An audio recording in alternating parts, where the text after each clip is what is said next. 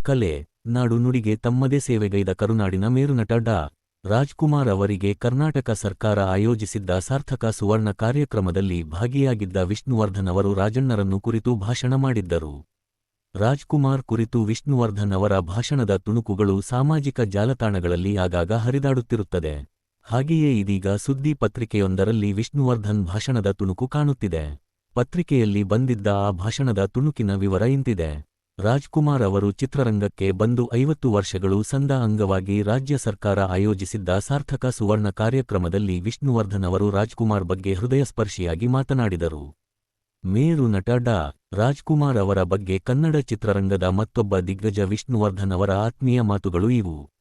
ರಾಜಣ್ಣ ಮುಟ್ಟಿದ ಎತ್ತರಕ್ಕೆ ಏರುವ ಬಯಕೆ ನನಗೂ ಇದೆ. ಆದರೆ ಅದನ್ನು ಮಾನಸಿಕವಾಗಿ ಮುಟ್ಟಬಹುದೇ ಹೊರತು ದೈಹಿಕವಾಗಿ ಅಸಾಧ್ಯ. ಏಕೆಂದರೆ ಎಲ್ಲಾ ಕಲಾವಿದರ ಕಲೆಯ ಮೂಲ ನಮ್ಮ ರಾಜಣ್ಣ. ಮೇರುನಟನ ಕಾಲು ಮುಟ್ಟಿ ನಮಸ್ಕರಿಸಿ ಹೂವಿನ ಹಾರ ಹಾಕಿ ಅಭಿನಂದಿಸಿ ಮಾತಿಗೆ ನಿಂತ ವಿಷ್ಣುವರ್ಧನ್ ಅವರು, ರಾಜಣ್ಣ ಅವರ ಬಗ್ಗೆ ಮಾತನಾಡುವ ಯೋಗ್ಯತೆ ನನಗಿಲ್ಲ. ಆದರೆ ಯೋಗ ಇದೆ. ಇದಕ್ಕೆ ಭಗವಂತನಿಗೆ ಧನ್ಯವಾದ ಅರ್ಪಿಸಬೇಕು ಎಂದರು. ನಾನು 7 ವರ್ಷದವನಿದ್ದಾಗ ನಾಗಾರ್ಜುನ ಚಿತ್ರದ ಶೂಟಿಂಗ್ಗಾಗಿ ಮೈಸೂರಿಗೆ ಬಂದಿದ್ದ ರಾಜಣ್ಣ ಅವರನ್ನು ಮೊದಲಿಗೆ ನೋಡಿದ್ದೆ. ಅಲ್ಲಿಂದ ಇಲ್ಲಿಯವರೆಗೂ ಅವರ ಮಾರ್ಗದರ್ಶನದಲ್ಲೇ ಬೆಳೆದು ಬಂದವನು ನಾನು. ಶಾಲಾ ಕಾಲೇಜುಗಳಲ್ಲಿ ನಾಟಕ ಮಾಡುವಾಗ ಪ್ರತಿ ಪಾತ್ರದಲ್ಲೂ ರಾಜಣ್ಣ ಅವರನ್ನು ಕಾಣುತ್ತಿದ್ದೆವು. ರಾಜಣ್ಣ ಅವರನ್ನು ಅನುಕರಿಸುತ್ತಾ ಬೆಳೆದವರು ನಾವು. ಅವರ ಮಾರ್ಗದರ್ಶನದಲ್ಲೇ ಬದುಕುತ್ತಿದ್ದೇವೆ ಎಂದರು. ಕಲಾವಿದರು ನೂರಾರು ಜನರು ಇರಬಹುದು. ಆದರೆ ಕಲೆಯೇ ಮೂರ್ತಿವೆತ್ತ ವ್ಯಕ್ತಿ ನಮ್ಮ ರಾಜಣ್ಣ.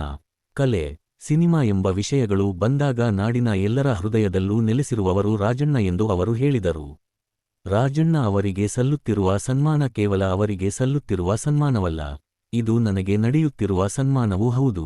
ಕಲೆಗೆ, ಭಾಷೆಗೆ, ಚಿತ್ರರಂಗಕ್ಕೆ ಸಲ್ಲುತ್ತಿರುವ ಸನ್ಮಾನವೂ ಹೌದು ಎಂದರು. ರಾಜಣ್ಣ ಕನ್ನಡದ ಧ್ರುವತಾರೆ.